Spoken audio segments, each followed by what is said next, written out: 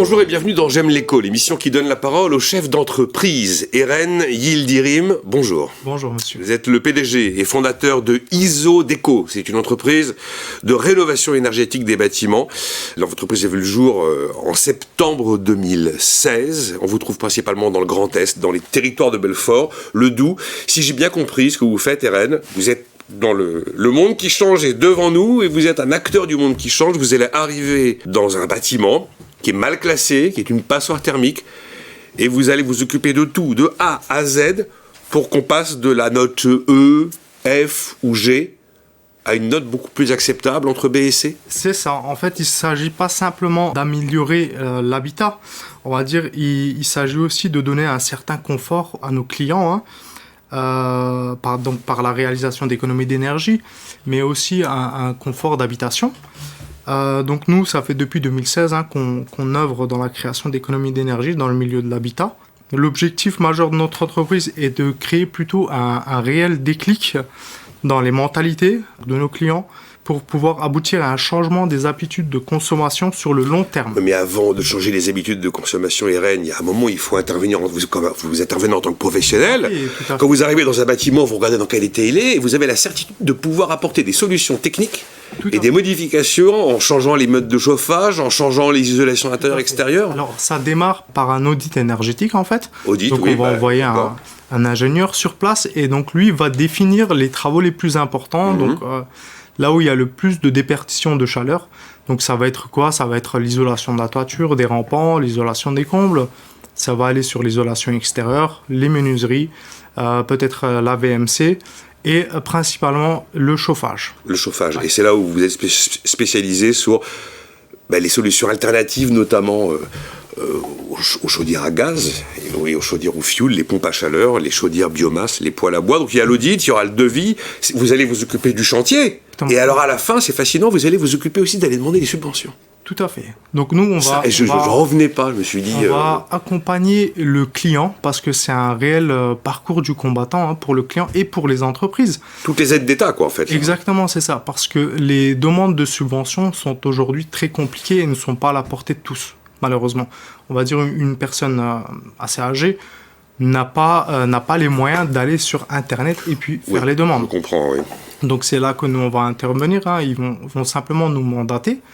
Et puis nous, on va faire le reste. On va s'occuper de tout le chantier, comme je l'ai dit, de A à Z, jusqu'à de l'audit énergétique, à la demande de subvention, au financement des travaux, jusqu'à la réception des fonds. Le client, lui, ne paiera qu'un seul reste à charge à la fin.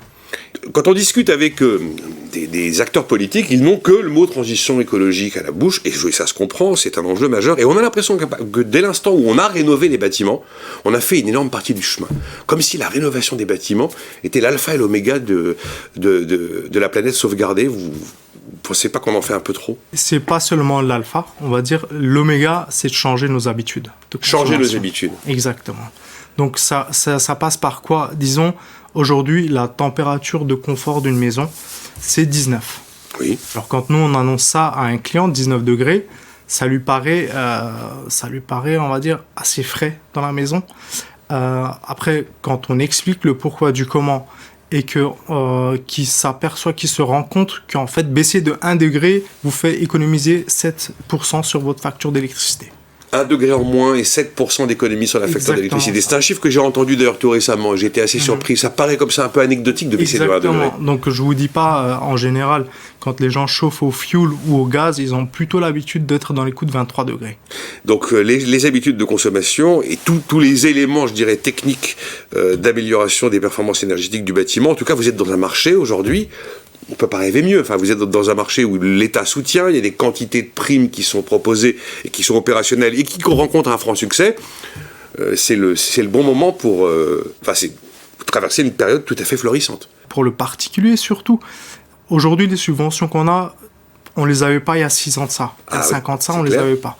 C'est tout. Enfin, moi, je les ai rencontrés à partir de 2017. Les clients payaient des grosses factures. Aujourd'hui, ce n'est plus le cas, donc vraiment, il faut en profiter. Il va falloir, vous pouvez me donner un chiffre, va être compliqué, j'ai un bâtiment qui est classé F ou G. Au terme d'une rénovation énergétique, j'arrive à B. Donc je vais réaliser de grosses économies. Tout à fait. Seulement, ça prend du temps pour amortir Oui. les coûts de départ. Oui. Et on a une petite idée aujourd'hui, on commence à avoir une petite idée du temps qu'il faut pour amortir une rénovation totale d'un bâtiment. Ben, Et j'ai envie de dire rentrer dans ses frais, quoi. Rentrer dans ces frais, c'est très vite amorti, hein. On peut faire des calculs et des simulations. Disons, en déduisant les subventions. En 4 ans, 5 ans, c'est amorti. Ah oui, ça commence à être Disons, tout à fait oui, supportable. tout à fait, Ça parce que, commence à être tout à fait disons, supportable. une personne aujourd'hui qui chauffait au fioul et qui doit consommer 2000 litres, voire 3000 litres par année, Ouais, dans le cas du fuel, oui. Là, j'admets Voilà. que le jour où on a supprimé sa cuve de fuel, on fait des très ça grosses va être économies. également intéressant pour ceux qui sont au gaz. Aujourd'hui, avec ce qui se passe en Ukraine, Ouais. le gaz prend un coup et va continuer à augmenter. Alors, Eren Yildirim, il y a une question que je me pose. Est-ce qu'on peut imaginer que de manière un petit peu systématique, un bâtiment puisse devenir pratiquement autonome, voire produire plus et revendre une partie de l'énergie qu'il produit? Je vais vous donner l'exemple concret d'un de nos chantiers qui est en cours actuellement. Donc sur ce chantier, on a fait l'isolation des rampants, on a fait l'isolation extérieure, on a fait l'isolation du plancher bas. Également, on installe un système solaire, combiné en fait à une PAC, à une pompe à chaleur. Donc là, la maison, elle est déjà quasiment autonome. Quasiment autonome. Quasiment. Ah oui, c'est fascinant, ça. On peut rajouter des panneaux photovoltaïques. À ce moment-là, elle est autonome et voire même elle produit, donc ils peuvent vendre leur surplus. C'est sur du neuf. Non, c'est de la rénovation. Ah, c'est de la rénovation. C'est de la rénovation là que je parle, oui. On peut répéter ce type d'exemple? Tout à fait, on peut répéter. On a plusieurs chantiers de ce type-là et on en a déjà réalisé. J'espère que ça ne s'arrête pas et qu'on va continuer à en réaliser. Quand je reçois quelquefois des promoteurs dans J'aime l'éco, je leur parle du nouveau DPE, le diagnostic de performance énergétique, ou encore de la RE 2020, qui a remplacé la RT 2012. C'est une norme, cette fois-ci, de performance énergétique d'un bâtiment. Ils me disent tous que ça va être très compliqué, ça va être beaucoup, beaucoup plus cher.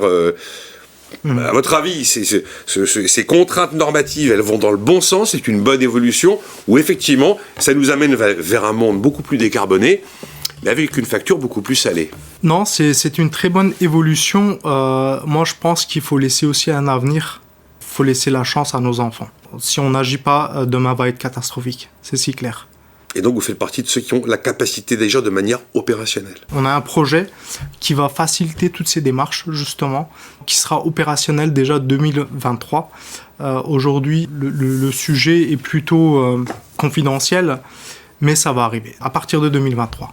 Un projet confidentiel que vous dévoilerez en 2023. C'est ça. Ce qui n'est pas confidentiel, c'est que vous avez obtenu la qualification de rénovation globale, qui est donc un label de sérieux pour Isodeco. Deuxième plus belle croissance des entreprises du bâtiment en France cette année, première dans la région Grand Est. Et nous en sommes fiers. Et à l'échelle européenne, vous êtes 119e, donc belle croissance. On attend 2023. On espère être le meilleur dans la rénovation énergétique. Bon, on aura tous les détails de ce qui est confidentiel aujourd'hui en 2023. Merci Eren Yildirim, merci C'est moi qui vous remercie. d'avoir été avec nous, le PDG d'Isodeco.